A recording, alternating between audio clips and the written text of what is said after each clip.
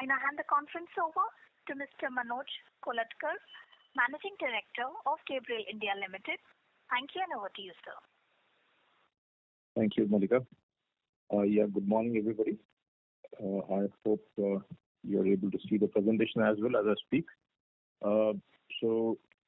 Welcome, formal welcome to all of those who are present on call, and I hope that all of you and your families and near and dear ones are in the best of health and safe in these pandemic times.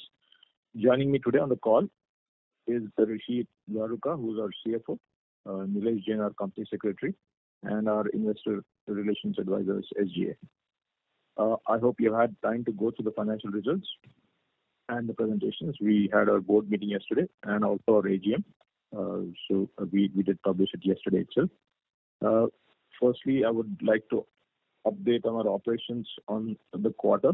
The first quarter, as you know, while it started well, the fourth quarter of last year was absolutely terrific. The momentum continued in April as well. But yes, we all know what happened in the month of March, April, and also May.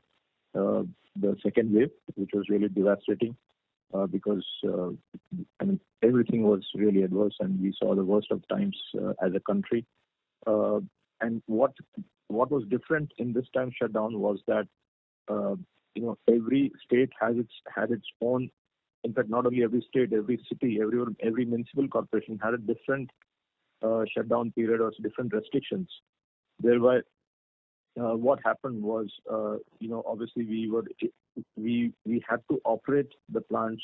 Again, I'm talking not only as Gabriel but even as industry. We had to operate plants at suboptimal level because some customers were open, some were closed, and we still had to keep the show running. So that was a very unique challenge that we faced during the second wave. In fact, all of our plants were kept running except Nashik plant because there was a mandate again from the Nashik Municipal Corporation to keep the entire Nashik shut for 1 week. June production, however, was fairly good, fairly robust, almost back to 90% of levels. OEMs continue that normal level of production even into this quarter. Now, before we get into numbers, let me provide you an update on how the current environment is shaping up. Auto sales, as I said, has improved from July because all restrictions are eased, though not entirely. We are still seeing, like the city where I am in Pune, we still have 7 to 4 p.m. Business timings for shops and establishments, and the weekend is closed. So again, we are seeing local restrictions being very different in each geography. But the demand is strong. We are seeing a very healthy pickup in all segments, except commercial vehicle, of course. Demand recovery is to accelerate in the coming months on back of improved sentiments, faster rollout of vaccination. We are seeing that is improving very well, and economic activity is also gaining traction. Overall demand for passenger car is robust.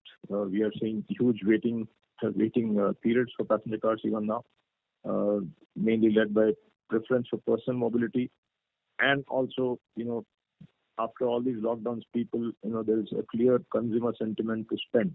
That's a human nature. There is low inventory also in the system, in the passenger car particularly, so that is also creating a robust, definitely a robust demand as far as passenger car is concerned. Rural sentiments remain robust. Monsoon started well, sputtered a bit in between, but again it's caught up very well. So I think that should augur very well for our economy in general. Two-wheeler was a little below the expectation, but again we are seeing that demand also picking up, in the month of July.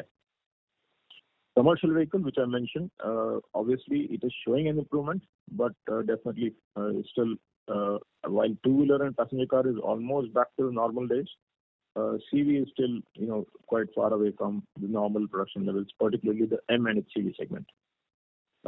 This, as you know, during the monsoon, the construction activity, etc., is put on hold, so there'll be a little lull, but we expect the demand of CV to start picking up, let's say from the month of September onwards.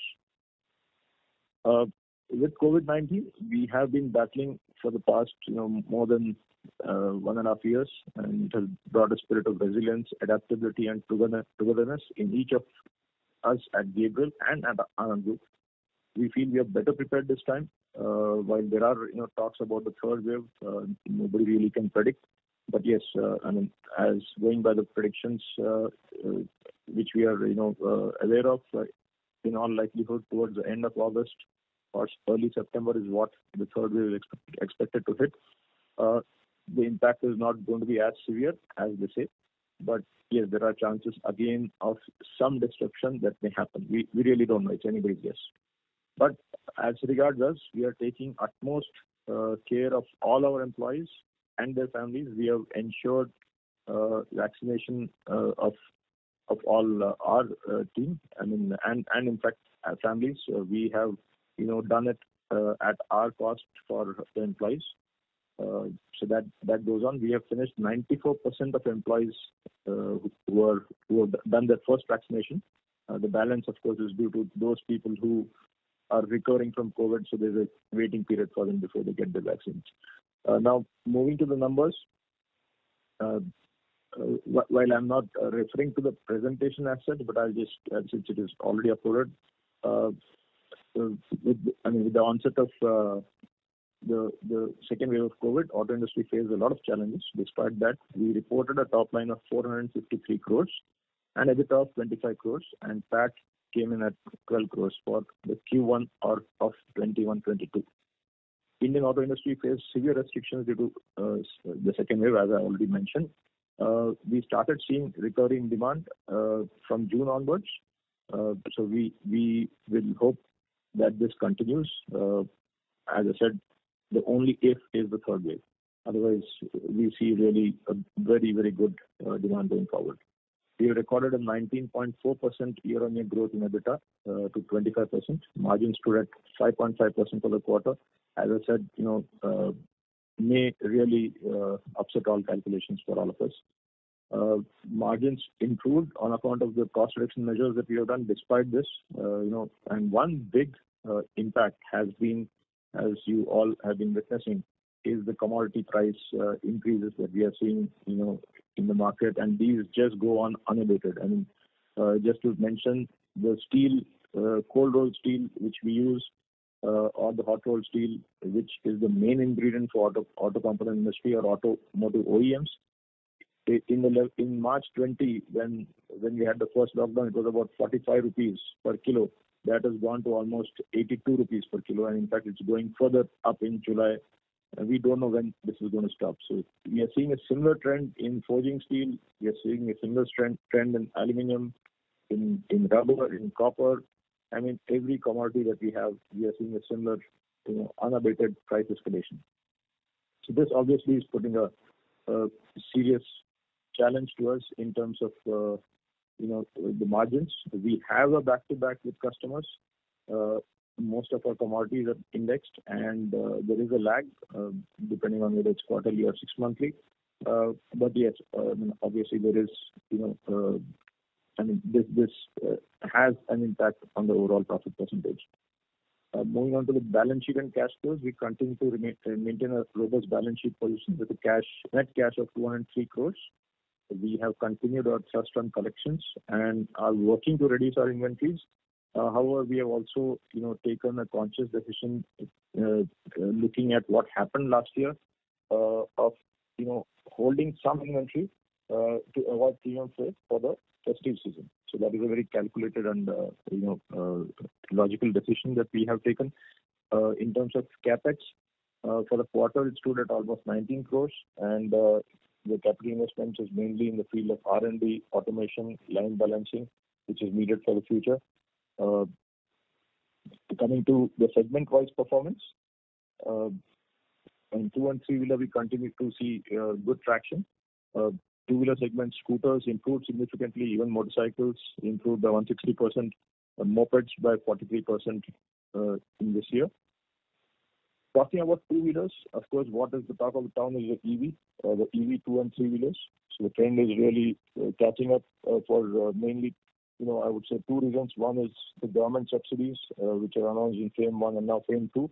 And added to that, the fuel price increase, which is, the petrol has gone beyond 107 rupees also in some places. So this is really, pushing the adoption of electric two-wheelers and three-wheelers faster than probably what we expected.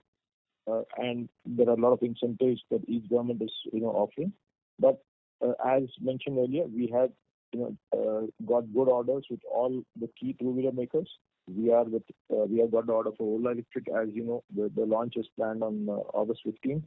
We are with Okinawa, Ampere, Ather, TVS Electric, and in three-wheelers, we are with Bajaj, we are with Mahindra, we are with TI, who are coming out with their three-wheeler, we are with Kinetic Green. So all this is, already with Gabriel. So we are well placed. Basically that's the message that I'm trying to convey in terms of EV adoption in two-wheeler, three-wheeler. In passenger car, the EV adoption is still slow, and our penetration also is not, honestly, strong in the EV as of now. We are with the Mahindra EVs for sure. We are not on the Nexon EV, but the pace of adoption is a little slow. But our efforts are on to see if we can make inroads there as well. Coming to passenger cars, of course, on the overall segment, we had, as you know, we had lost out on this segment a bit due to some of our models going out of production, like the WagonR and the Alto, and also the Omni. So this definitely, took some of our volumes away. But we have been working to build a business pipeline, which I have been continuously updating you on every call. Now, glad to share that our market share has increased from what had gone down to as low as 17% to now 21% in this quarter. And this is going to go even further up because we have got a lot of new models, and particularly with Maruti, just to mention, we have got the new Alto. So this will help us increase. This launch is of course in 22-23, not in this year. We have got the new Brezza. Brezza is with us itself, so it's not incremental, but any new model comes with a higher sale, obviously. But one good new addition is the Maruti Jimny, which is completely new. In terms of volumes and model to us. So this is again with Gabriel. And we are also, of course, readying for the launch for the SOP of Mahindra XUV 700. You're seeing a lot of advertisement on the TV for this particular model. Very exciting model, and we are also offering a new technology on this product. So we are well on our way to increase our market share as was planned, and you're seeing those in numbers as well now in terms of the percentage increasing. With the commissioning of our new tech center, which we have built in Chakan, absolutely state-of-the-art tech center, we will be even in a better position to offer a better value to our customers and increase our market share further. Moving to series sales, sales have picked up, as I said. Our dominant position continues. We only will have to wait for the industry to recover, but we are definitely seeing a better than expected recovery, I must say, in the month of July and going forward in the month of August, September as well. And from September onwards, it will definitely, I think it will be even better. Aftermarket continues to be a strong story. We are leveraging the brand Gabriel by launching new product lines. All our new product lines like the brake pads which we launched and the drive shafts which we launched are doing extremely well in the market. Very good reception received from the market on this front. We had revenues of almost 65 crores, and aftermarket now contributed to 14% of the total revenue. So this, what used to be 12-13%, has gone to 14%. So we are taking a very vigorous push on the aftermarket, both in exports as well as domestic. Coming to exports, which is something that I want to share on a positive note with all of you. We are seeing very strong traction in the exports, and we are seeing our exports numbers, in fact, among the best that we have seen ever in the Q1, as you can see on the slide which is being shown currently. Our Q1 21-22, our exports sales was almost 27 crores, which is the highest ever by a handsome margin. And this is only increasing. We are in the production mode for the DAF of Netherlands for the commercial vehicles. And in fact, as we speak, just last week, they have added DAF Brazil also to our kitty, and they have asked us to export to DAF Brazil as well. And shortly, they will ask us to extend this to other continents as well, based on the good performance of our product. So this is good news. Volkswagen Russia volumes are very steady, and we are exporting almost 5 containers a month to Russia. So even that is going well. Even Yamaha exports that we do for the Golf cart, this goes back to Yamaha Japan. This we have been doing for several years, but even that has seen a small pickup. However, the volume is quite small, but yes, nevertheless, we are seeing a pickup even there also. Now coming to the next slide, which is just a minute. Yeah. So I think just the back, Rishi, can you? Yeah, electric two-wheelers I already mentioned, so I want to suggest some figures for all of you, which are put up here. So we are seeing a good traction as regards Gabriel is concerned on this front. Yeah, next slide. We also did just a mapping of from 2014-15 to 2020, 2021, or actually if you remove 2020 because it's a COVID year, and we tried to map as to what is our growth compared to the industry growth, and we're glad to see that our growth will consistently outstrip the market growth in terms of percentage. Our growth has been better than how the market has grown in this 7-8 year period. So that is the only issue there was passenger cars, which I've already told you. We are well on track to reverse this trend as well. Yeah, next slide. So this is I've been sharing this Core 90 initiative, which is cost reduction in 90 days. This has become a theme, a backbone for all of us with weekly reviews. Yes, there are challenges continuously coming in terms of particularly commodity price increase. So this is helping us offset to the best possible that impact and remain in good health. Next slide, please. Yeah. So this is, of course, the vision which we have shared with you to be in a global top 5 based on these 4 pillars. Exports, we are seeing good movement there. Domestic dominance, particularly in cars, we are now getting back, covering our lost ground. Scanning for opportunities continues as we speak. Tech center, I already did mention to you on the tech center part. So this is in short that what I had to share with all of you. Yes, we are seeing a lot of challenges in terms of commodity apart. We are seeing challenges of the OEM itself in terms of semiconductor shortages. Yesterday morning there was news about Suzuki Motor Gujarat having to shut for 3 days for chip shortage. Similarly, this is being faced by Tata Motors, by Mahindra, most of them. Though this is much lesser than what is seen in terms of shortage globally, but even Indian automotive industry is being hit now by semiconductor shortage, and this will go on, as they say, for close to an year, because it's a global shortage scenario, mainly arising due to the rise of digital use of every person on the planet, which has caused this shift in supply demand as regards to chips are concerned. But overall, I think the good part is all employees are safe and healthy, and we are all set to see and to cater to the increased demand, because we still see the demand being robust, and we are hopeful that we'll be able to outperform the industry in the coming quarters as well. So on that note, I come to the end of my opening remarks.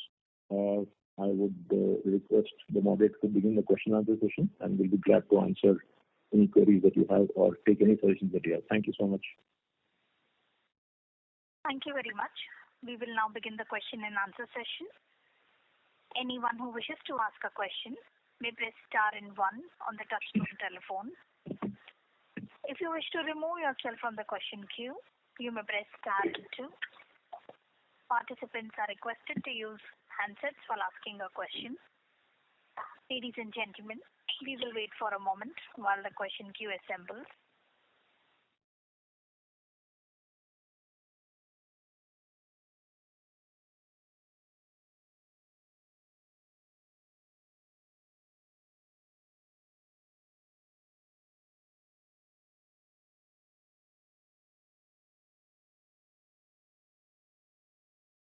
The first question is from the line of Viraj Kacharia from Securities Investment Management. Please go ahead. Yeah, hi. Thanks for the opportunity. First of all, congratulations for a decent set of numbers in such a challenging environment. I just have three broader questions. First is on the margin front. Even before the COVID, we've been taking various cost initiatives, and in the last 1 year, we accelerated several cost programs as well. So, I understand right now we are facing a lot of commodity pressure, but how should we understand the sustainable margin profile for us, considering all the efforts we've been taking towards, cost and other measures? And in relation to, the kind of efforts we're also taking in terms of moving to higher tech products. So in the long term, if I have to look at next 2, 3 years or 5 years, what is the kind of sustainable margin one should be expecting in the business? That is one. Second is in the EV part of the business, especially for 2-wheelers, 3-wheelers. Compared to ICE engines, how would our market shares be, So, in ICE we see certain large players catering to in-house group companies. But in the EV world, how does our overall competition and market share is, based on existing pipeline is be? So these are two questions. Third I have on export, I'll just ask after. The first one. Okay. Thank you, Raj. So yes, on the margins part, unfortunately, we were also, well on our track last year. We said our continuous aim has been to get to double digits. I'm talking about EBITDA. That has been our continuous aim. So we are getting there, but this commodity is really, weak. That again, it's not only Gabriel. We, as an industry, we thought that this will start easing off from April onwards. But this just doesn't seem to be easing off. And what happens is that even if we get a complete recovery from customers, it has, in terms of the percentages, it definitely upsets the percentage. So again, these cycles will happen. Again, as it has to come down. Maybe quarter, 2 quarters, this has to come down. Then you will start seeing the margins get back to healthier levels in terms of inching closer to double digits. So long term, if you ask me, if I discount these short-term aberrations that happen, and our aim continues to remain double digit, it is a challenge. But we clearly now with exports, aftermarket picking up, also our passenger car improving, we hope that we'll be able to see better utilizations also. That is also very, very important for a company like Gabriel, where we are built for volumes. So we need these volumes to help us. So I think we should definitely get there. Short term, yes, it will definitely not be double digits. I think in margins around 8% will be good enough. And again, I said if anybody gets... Just a follow-up on this.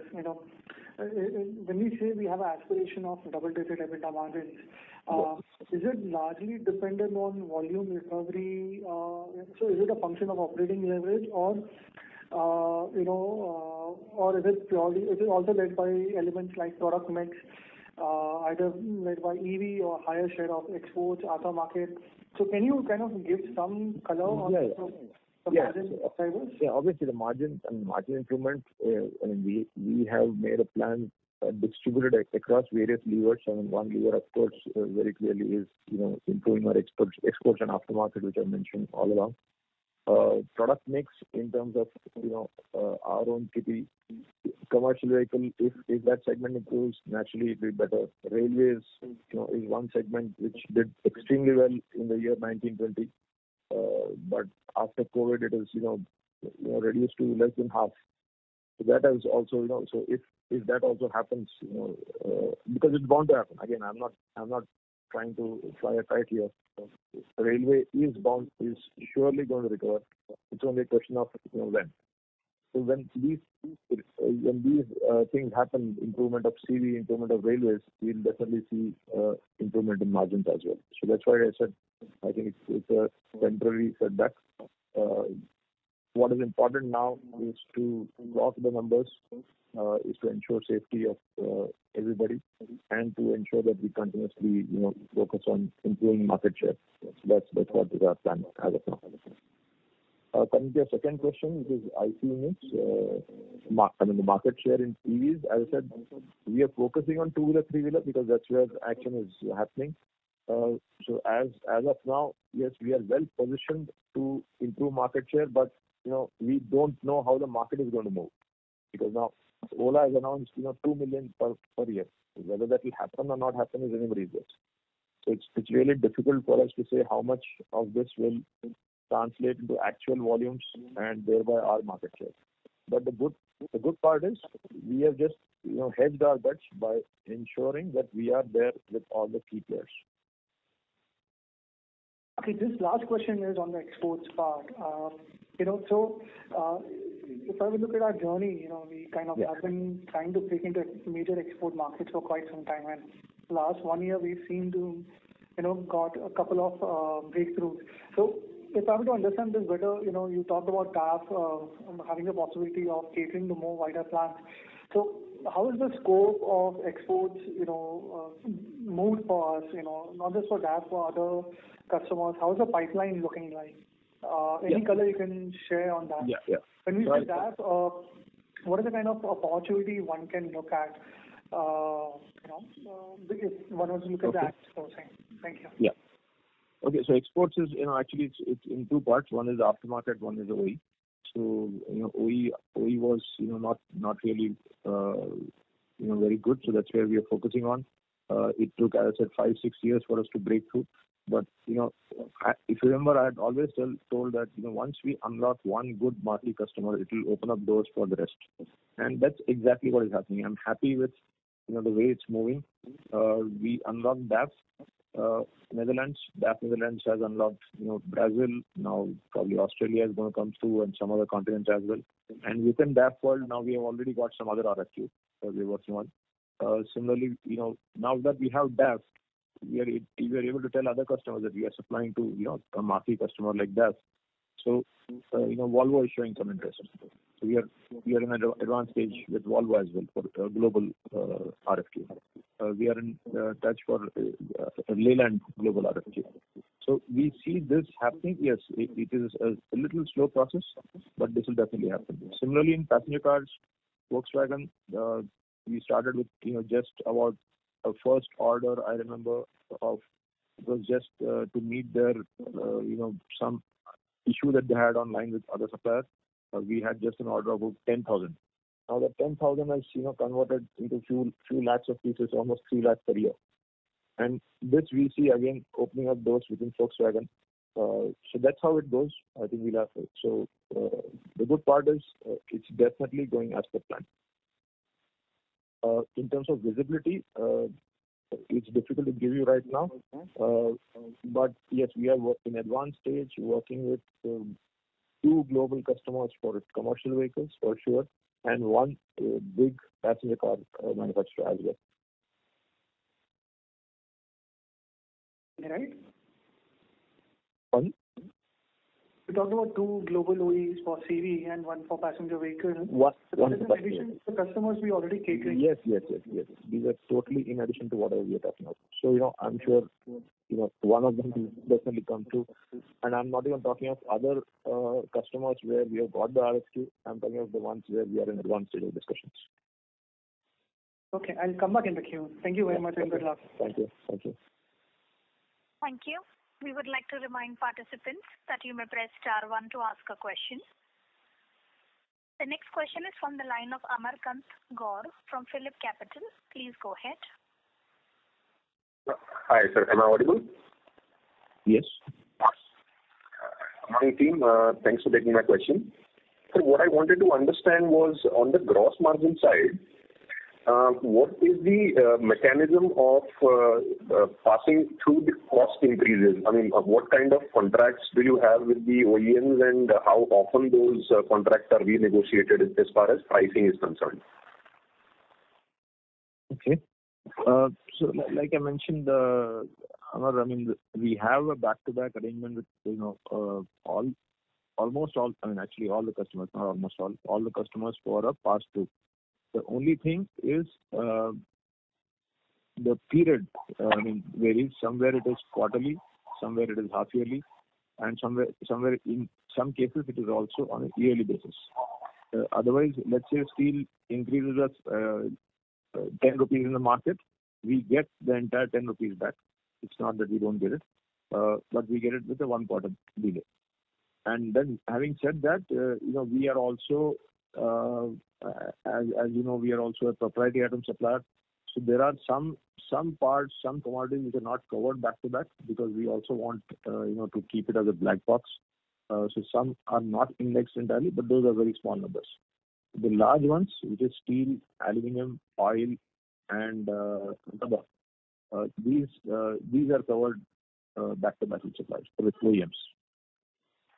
Sir, would it be fair to assume that whenever these commodity prices turn the other way, the benefit that will flow to us would be much greater in terms of what we have yet to collect from the OEMs versus and what we will benefit from the costs going down? Would that be a fair statement to make? Could you repeat that?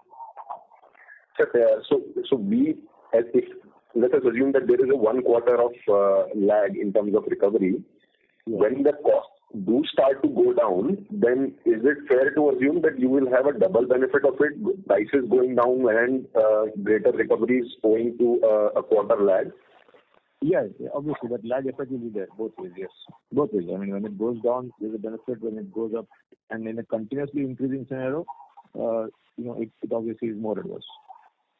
So again, sorry, I'm pressing on it a little bit. If the costs even stay at these levels, our margins should improve given the fact that the costs that we are yet to recover from the OEMs will start coming in a quarter later. Yes. Okay. Thank you for that, sir. And the second thing is, in the last call we had discussed about some premium OEMs, our products being tested by premium OEMs like Audi you had talked about. Is there any development on that side, or maybe any other OEM for that matter? As I said, Audi, we have got an RFQ from them. Of course, we could not, make it in terms of converting into business. We keep getting. See, the point is, Volkswagen has now identified us as a global supplier, so we keep getting opportunities even from Audi. That's the point that I had made. But let's say, talk about commercial vehicles. DAF Netherlands is like, it's like an Audi of commercial vehicles. That's where we have broken through. Volvo, similarly, which we are in, advanced stage of discussion, is something we are supplying to Volvo in the Volvo Eicher, not Volvo exactly, Volvo Eicher, but Volvo is again a very good client. In passenger cars, we have got RFQs from, I would say, only Audi, because Volkswagen is what is open to us. But no, we have not been able to convert them into business as of now. Okay, that's great to hear, sir. Thank you. I'll call back in soon. Thank you.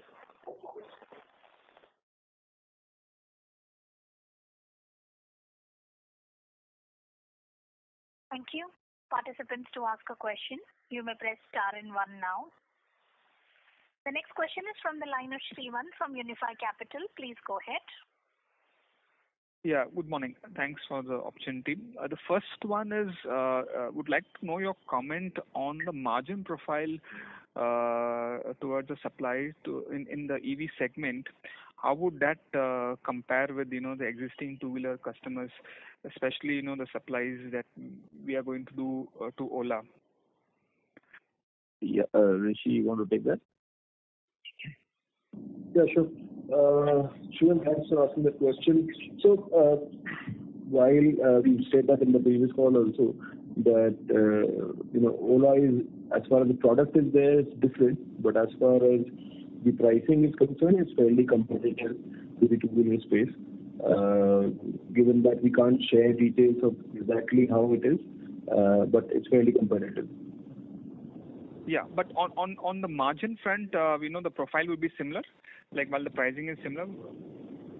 Yeah, it is similar, maybe even a tad better. Okay.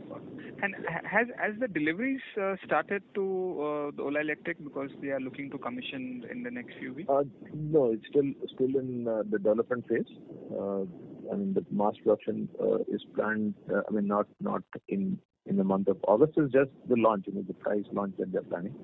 The formal SOP is still yet to happen. Got it. So second question was on exports. Given that we have taken 5-6 years to break even in the initial OE customers in the export market, for the new customers that we are looking to service, what should be the time frame we should look to start catering to these customers? How much it should reduce now? In terms of export customers? Yeah. So, for example, if you said you're looking for, you have 2 global CV and 1 passenger cars, customers you're in talks with. What should be the time frame we should look to start catering to these customers? I understand the initial customer, the first customer, took about 5 to 6 years to break through in the export market. But going forward, what should be that time frame? Okay. Like I mentioned, DAF, we had started with only one part that led to 2 other parts. So that has happened very quickly. So similarly, within the DAF world now, DAF is part of PACCAR Group. So you have DAF, you have British Leyland, you have this Kenworth trucks in US and Peterbilt trucks. So all of those are part of their profile. So obviously, that time will be much lesser. Breaking into that family of trucks. So it would definitely be much lesser. Similarly, even for Volkswagen, the time would be lesser within the Volkswagen world. But let's say I have to approach a completely new customer, not Volkswagen, then the time will still be 3 to 4 years. Okay, got it. Thanks. Thank you. The next question is from the line of Priya Ranjan from HDFC Mutual Fund. Please go ahead. Yeah, hi. Thanks. Hi, Manoj. My question is on the two-wheeler mix or two-wheeler, three-wheeler. What we say is that roughly around 65%. That is the annualized number, or broadly in our top line. So, what will be the broader split between, say, motorcycle, scooter, and three-wheeler? If you can help with that. See, the split will be mainly tilted towards two-wheelers only. As you know, two-wheelers is what is selling currently. If you see the numbers as well, let's say for even if you take 2021, those were a shorter year, but a total of about 240,000 EVs got sold. Out of 240,000, two-wheelers itself was about 160,000. And so the bulk is two-wheelers, and three-wheelers, of course, is also good. Out of the 241, cars is practically nothing. So it's 160 of two-wheelers and about 70 of three-wheelers. So that's the split, and that will continue. Of course, I'm not counting those three-wheeler contractions that you see in the cities in Gurgaon, etc. That they buy complete kits from China or pick up from the spare parts or whatever. So I'm not counting those. I'm counting the ones which are reported in terms of three-wheelers. But what I'm saying is between us, for our revenue, so what will be coming from, say, scooter within that? I think most of it will be scooters. So if you see our own spread of customers, so Ather Energy, we are in scooters. Tremendous growth being seen there. Ola Electric scooters, Okinawa scooters, TVS again scooters, Ampere is scooters. So all this is scooters. The only motorcycle development that we are seeing is maybe to some extent in Revolt, where we are not a source, but we are in discussions with them. That's the only motorbike. But I see, motorcycles may not, catch up because motorcycles are more commuter or rural usage or pleasure biking. So EV may not be a right fit there.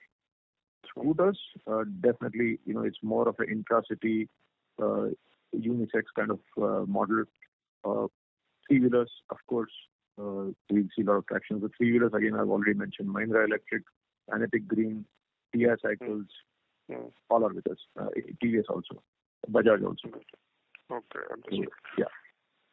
And in that ICE side, I mean the ICE two-wheeler side, what will be our broad breakup between, say, motorcycle and scooter for us? Rishi, you have that? So give me a minute, I'll just pull that out and let you know. Okay. Yeah. Can you move forward to another question or let you know? Okay. Yeah. Thanks. Okay. And sir, in terms of, say, we have done one last thing on the cost front. I mean, you have been talking about a lot of localization for last many quarters. So when we think we will start hitting some of those localization in our numbers? We see that happening towards the end of this quarter. Okay. That's all from my side, I think. Okay. Whenever you can comfortable with this. Yeah. Thanks. Thank you. Thank you. The next question is from the line of Nishant Vas from ICICI Securities. Please go ahead. Yeah. Hi, sir. Thanks for the opportunity. Sir, my first question is more of a clarification in terms of your product level share of business with the new, because you're obviously working a lot with the EV guys, specifically Ola, for example. How does that compare in terms of with your existing ICE OEMs, say an HMSI, for similar parts? Is the share of business with these customers higher or similar? Because it's competitive, to just get a sense of competitive intensity. And the part association question is that how are the product level specifications in terms of the product development on these parts that you are building for EV guys? Are they very different in terms of technology requirement or specification in terms of tolerances, complexity of parts? So can you share some thoughts on this? Sure. Yeah, Nishant. So firstly, on the share of business, Ola, we are 100%. It is far better than what it is in HMSI, because HMSI we share the business with our competition Endurance. So that is the first part. And you said on the second part, on the EV product specifications, largely they are the same. In two-wheelers particularly, there is not much difference.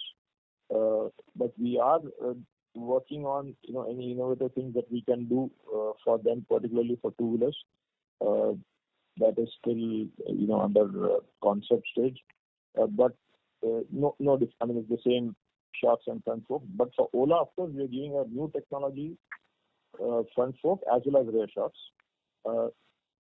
Yes, the new technology is applicable equally to IC engines. So it's not anything specifically developed for Ola, but we can give it to anybody. So to answer your question, there is no difference in the product as such as of now.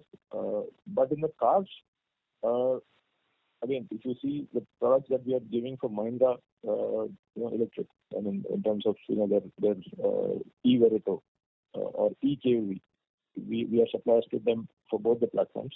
Very small numbers, but the shocks are the same. Just we have to do some minor retuning, but essentially the shocks and the struts are the same. But going forward, for as they call a pure clean sheet EV or a born EV, as they say, for that in the passenger car there might be requirements where the noise levels have to be even better, because it's a silent car. The in-cab noises, if you have driven a electric passenger car, it's you suddenly start hearing the noise of the AC, which you otherwise never hear in a normal car. So the sound inside the car will become very critical. So to that extent, the noise may play a part. Again, where we have some solutions. So, sir, just to take up your associated question to your response, and you had mentioned in a previous question or response that pricing is competitive and margin is slightly better.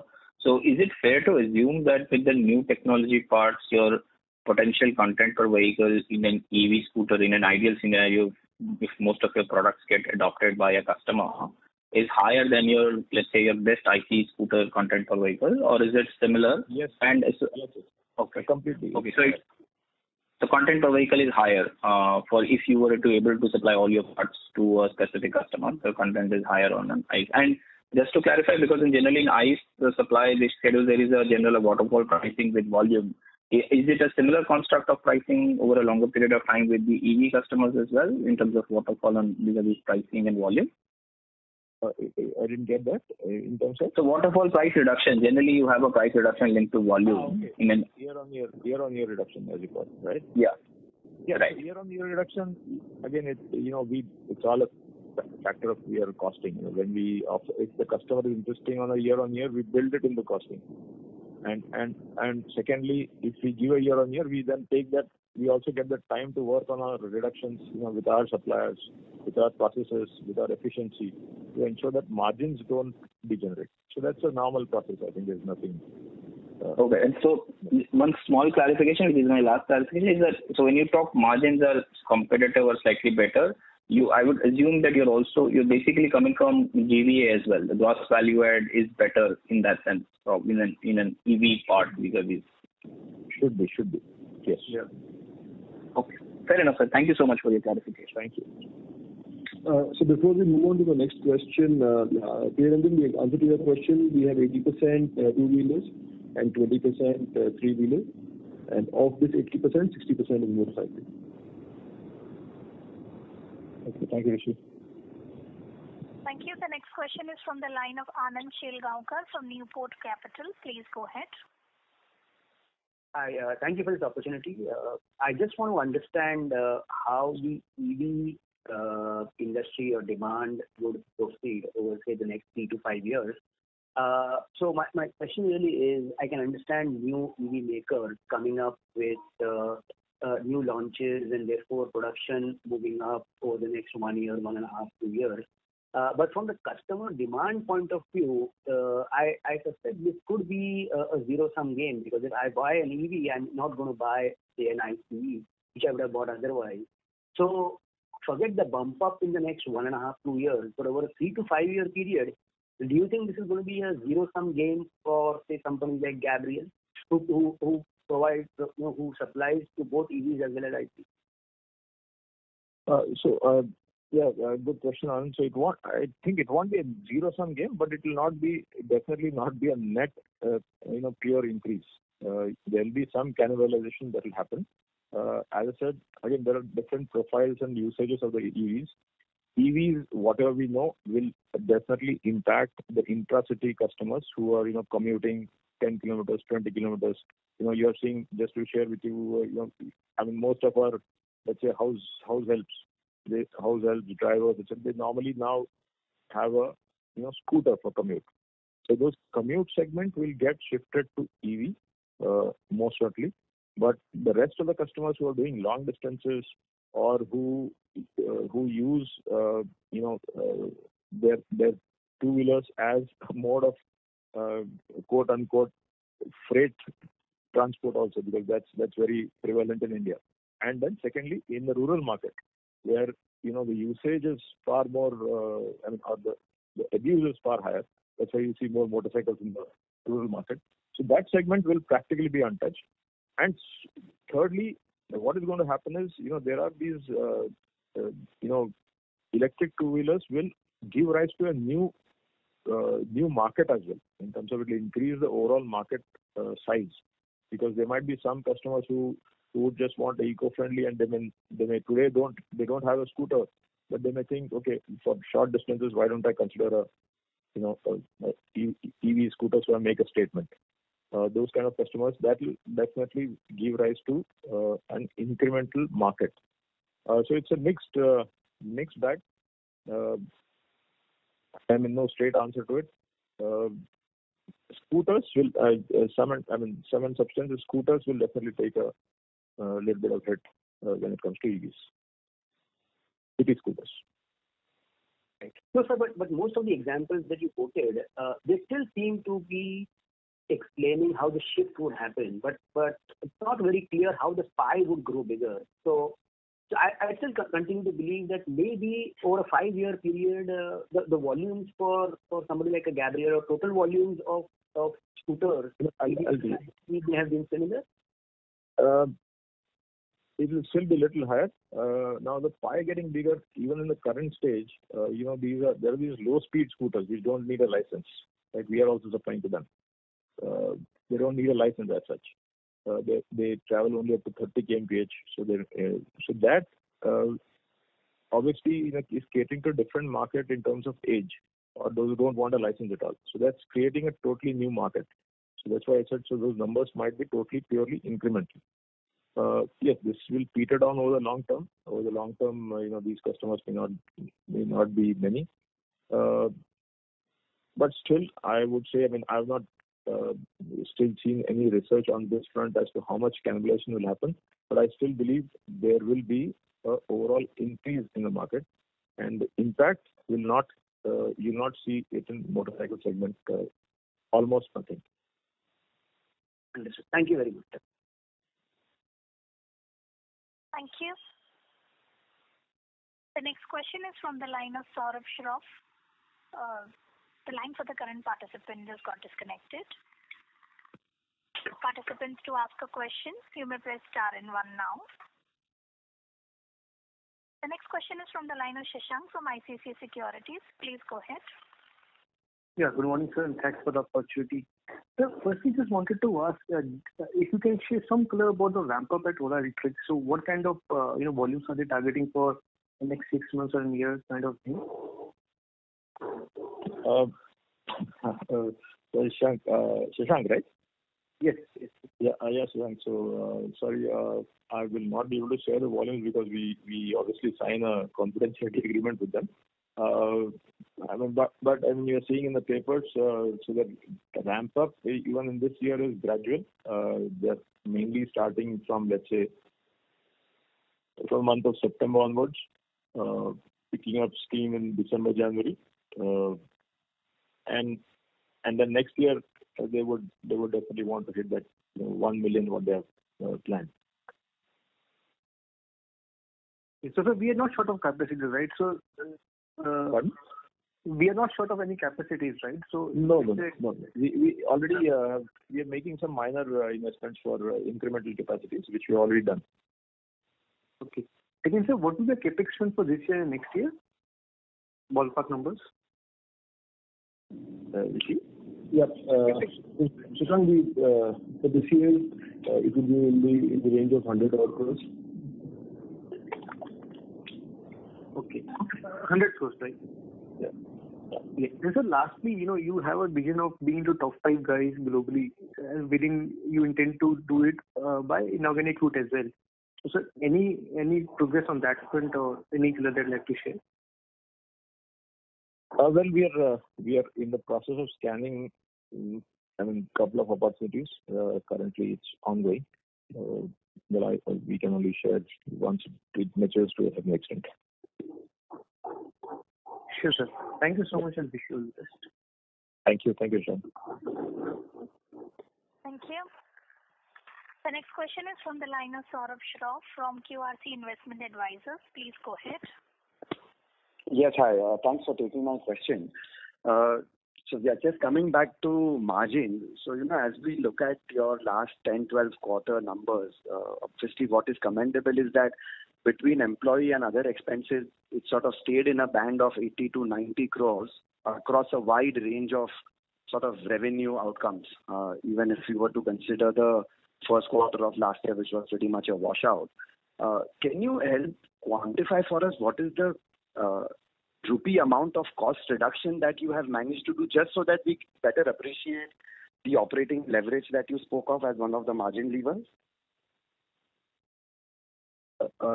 Sorry, I lost you in between. Can you repeat that? I'm saying that, just looking at your quarterly numbers for the last 10-12 quarters, between employee expenses and other expenses, it's been a sort of very tight range of 80 to 90 crores, which is very commendable because the revenue outcomes have been all from 300 crores to 550 crores. So, just so that we can appreciate better, what is the quantum of cost that you have taken out, so that we can better appreciate what the operating leverage sitting in the business is, because you mentioned that as probably one of the more important levers. Because to me, when I look at it, it looks like all of the margin hit that we have seen is primarily because of raw material inflation. Yes. Not just for 2 quarters, but even across 3 years. So when things normalize, and let us say we go back to that 24, 25, 26%, 27, 28% gross margin, how much is the EBITDA lift that we could get? Yeah, so I think, Rishi, are able to, on the screen, you've shown that, right? No, that is only for us to look at. So Saurabh, again on the fixed overhead piece, yes, we have been running this 490 for the last 2 years now, and this is the third year. So we've had considerable amount of benefit arising out of that program. I'll be able to give you a percentage range of benefit from between 1 to 2% is what we've been able to manage on account of fixed overhead. On the manpower side, again, with the increments coming in and thereafter normalizing, we should be able to sustain at the current percentage levels. Okay, sorry, I've missed the number on the overhead front. How much is it? What percentage? 1 to 2%. 1 to 2%. Okay, that's great. Okay, that's it from my side. Thank you. And sorry, one final thing. What is the utilization level that you are running at right now? Right now, our I think practically all the plants, Khandsa plant, which caters to Maruti, is running at 80% almost. We are seeing even two-wheeler plants running at similar 70-75% capacities. Only Dewas plant, which is commercial vehicle, that is running at, I would say, 55, around that range. But the rest are pretty much 70 to 80%. And the sweet spot, I guess, for the overhead absorption is anything above 90%? Yeah, about 90% will be a stretch, but 90% also will be very good. Okay, excellent. Thank you very much, and all the best. Thank you. Thank you.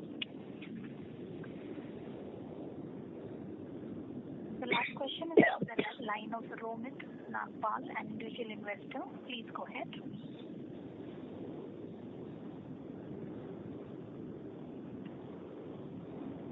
Mr. Romit Nagpal, your line is unmuted. Please go ahead with your question.